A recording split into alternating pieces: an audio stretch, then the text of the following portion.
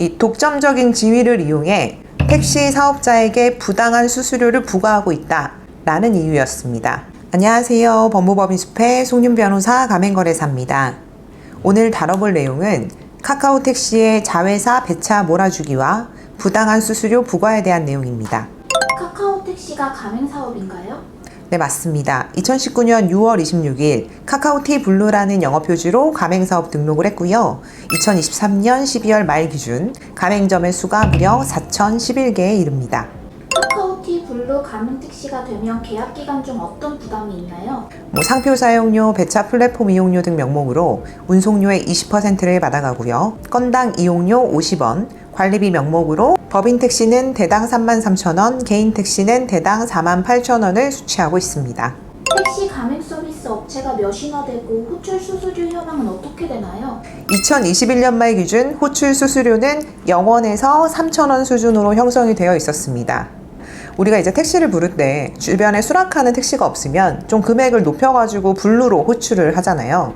이 블루 호출은 일반 택시는 수행을 할 수가 없고 가맹 택시만 수행을 하게 된다고 합니다. 카카오 가맹 택시의 일감 몰아주기 아닌가요? 맞습니다. 이 가맹 택시와 비가맹 택시 모두 수행할 수 있는 일반 호출 서비스에서 자신의 자회사들이 운영하는 가맹 택시에 콜을 몰아주는 방식으로 배차 알고리즘을 사용을 해서 이 비가맹 택시를 차별하고 불이익을 제공한 것이다 라고 인정이 돼서요. 23년 6월 13일 공정거래위원회로부터 시정명령 및 과징금 271억 2천만 원의 처분을 받았습니다. 이와 같은 우대 배차 행위로 인해 카카오 티블루 가맹 택시의 수가 매우 증가를 했고요. 비가맹 택시는 지속적으로 배차의 불이익을 받아 운임의 수입상 막대한 피해를 입었기 때문이죠. 실제 2020년 말 158개에 불과했던 가맹점의 수가 2023년 말 기준 4,000개가 넘었으니까요. 그 효과가 굉장히 막대했다라고 봅니다. 이번에 대구시가 카카오티 블루 본사를 공정거래위원회에 신고한 이유는 무엇인가요? 이 독점적인 지위를 이용해 택시 사업자에게 부당한 수수료를 부과하고 있다라는 이유였습니다. 어떻게 부당한 수수료를 부과하고 있었나요? 이 신고인이 대구시였는데요. 택시앱 시장의 90% 이상을 차지하고 있는 카카오가 독점적인 지위를 이용을 해서 택시 가맹점 사업자에게 카카오 택시 호출을 통한 매출뿐만 아니라 이 배회하다가 영업을 하고 대구로 택시앱을 통한 수익까지 매출액에 포함을 시켜서 그 부분에 대해서도 부당하게 수수료를 징수하고 있다라는 주장입니다. 본사의 주장은 어떤가요? 단순 택시 호출 중개 서비스를 제공하는 곳이 아니라 온 오프라인 영업을 지원하는 등 다양한 서비스를 제공하는 프랜차이즈 브랜드다.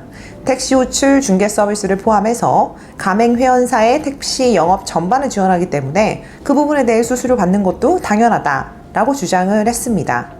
또한 대부분의 프랜차이즈 본사가 계약기간 중에 경업을 하지 못하도록 하고 있음에도 가맹 택시 기사분들이 관행처럼 타사의 플랫폼을 사용하고 있는 것도 잘못된 것이다 라고 주장을 했습니다.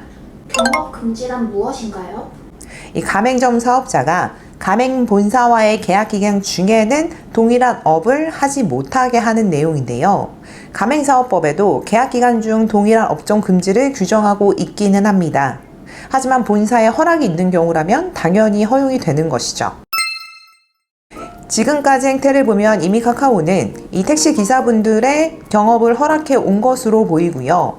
가맹의 대부분이 외식업종이기 때문에 소스의 레시피 같은 영업 비밀이 유출될 우려가 있어서 경업을 금지하겠지만 이 택시 가맹 같은 경우에는 유출될 영업 비밀이랄 것도 없고 본사에서 특별히 교육을 할 것도 없거든요.